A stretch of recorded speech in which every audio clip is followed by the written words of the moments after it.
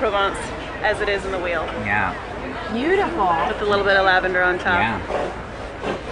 And do you know where they got the inspiration to make it? I had been working in retail cheese for 2.5 years and was noticing that although people were learning more about American cheesemakers, so people had the name of the farm and the style of cheese maybe memorized, but there just seemed like this huge hole.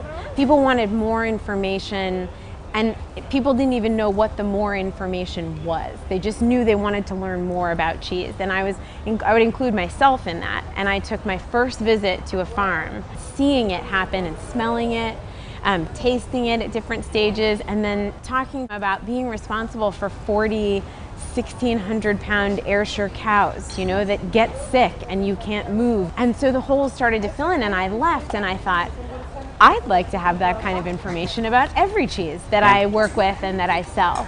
And it just was a pipe dream, you know, this idea of, well, I'd love to go visit all these farms, but how could you ever do that? At some point it just transitioned to, well, It stopped being a joke. Maybe and it started we could. turning into like, well, why can't we do this, you know? And at first we thought, well, maybe people will give us some money to do it. And then the more we kind of thought about it, we realized that we wanted to do it on our own, and we didn't really necessarily want to start with someone else's lens or agenda. So we decided we'll self-finance this, and we started saving almost immediately, and we saved for almost a year and a half, and started working out like all the information. But I think it was just her coming back and saying like this, and it was kind of like, yeah, everyone laughed, and it was kind of like, and you know, and then we started going like, well, what would the numbers look like? How much? What would it take to do this? Love the farmers markets, get a chance to meet some that you don't necessarily know about. Some that you don't know about. Yeah. So where is Ridgefield? While we were traveling, we knew we also wanted to keep the message going. So we decided let's have a website, and specifically let's use the greatest technology for that, which is blogging. We'll write about the visits we have, and you know, from the road we'll try to like import audio and maybe take a few clips from each farm and try to put them up when we can. To get paid to make cheese and live down there, and then based upon what Sasha writes, I go through the photographs from that farm and pick what I think kind of complements that. And we found that it's been a really nice way of keeping in touch and also keeping kind of people informed of where we are.